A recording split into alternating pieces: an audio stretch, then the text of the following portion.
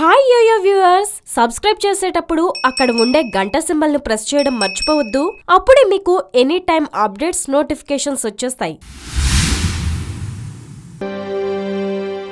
వివాదాస్పద వ్యాఖ్యలతో ఫైర్ బ్రాండ్గా పేరు తెచ్చుకున్న నగిరి ఎమ్మెల్యే వైసీపీ నేత రోజా నిత్యం ఏదో ఒక వ్యాఖ్యలు చేసి వార్తలోకి ఎక్కుతారు. అందుకే ఆమెతో పెట్టుకోవాలంటే ఏపీలో ఏ నాయకుడు ముందుకు రారు. అందుకే అసెంబ్లీలో ఆమె చేసిన వ్యాఖ్యలకు ఏడాది పాటు సస్పెండ్ చేశారు. అయితే తాజాగా మరోమారు సంచలన వ్యాఖ్యలు చేశారు. తెలుగుదేశం పార్టీ ప్రధాన కార్యదర్శి నారా లోకేష్ ఎమ్మెల్సీ అభ్యర్థిగా నామినేషన్ వేయడంతోనే ఆ పార్టీకి గడ్డుకాలం మొదలైందని రోజా అన్నారు.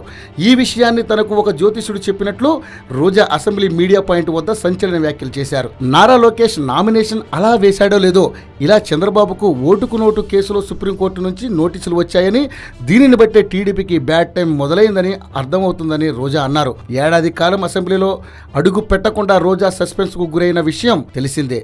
ఏడాది పూర్తవడంతో రోజా తిరిగి అసెంబ్లీలోకి ప్రవేశించారు. ముఖ్యమంత్రి చంద్రబాబుని ఏపీ శశికళ, ఏపీ ట్రంప్ అని రోజా మరోమారు వివాదాస్పద వ్యాఖ్యలు చేశారు. ప్రభుత్వానికి వ్యతిరేకంగా మాట్లాడిన వారిపై చిన్న చిన్న సాకులతో కేసులు పెట్టారన్నారని రోజా ఆరోపించారు. వైఎస్ఆర్ కాంగ్రెస్ పార్టీ ఎమ్మెల్యే రోజా సరికొత్త వాదనలను తెరపైకి తీసుకొచ్చారు. ఎమ్మెల్యే అనితను దూషించారంటూ రోజాపై ఆరోపణలు ఉండడం, ఆమెపై ఏడాది సస్పెన్స్ ను విధించడం తెలిసిందే. తనపై విధించిన సస్పెన్స్ ను గడువు ముగియడంతో అసెంబ్లీకి వచ్చిన ఆమెపై చర్యలు తీసుకునేందుకు మరోసారి ప్రయత్నాలు జరుగుతున్నట్లు సమాచారం అందడంతో రోజా రియాక్ట్ అయ్యారు. సభాధ్యక్షుడైన స్పీకర్ కు తెలియకుండా, ఆయనకు సమాచారం ఇవ్వకుండా అసెంబ్లీ వీడియో ఎలా బయటకు వచ్చిందని రోజా ప్రశ్నించారు.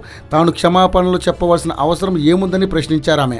తాను చేశానని చెబుతున్న వ్యాఖ్యల్ని అక్కడక్కడ కట్ చేసి వీడియో తయారు చేశారే తప్పించి పూర్తి వీడియో చూస్తే అసలు విషయం అర్థమవుతుందన్నారు. స్పీకర్కు తెలియకుండా మీడియాకు వీడియోలు లీక్ చేసిన మంత్రి కాల్వ శ్రీనివాసులపై చర్యలు తీసుకోవాలని, కానీ అలా చేయడం లేదని వ్యాఖ్యానించారు.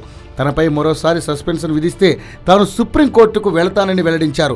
నిజానిజాలు ప్రజలకు తెలియాల్సిన అవసరం ఉందని, వీడియో మొత్తాన్ని విడుదల చేస్తేనే అసలు విషయం బయటకు వస్తుందని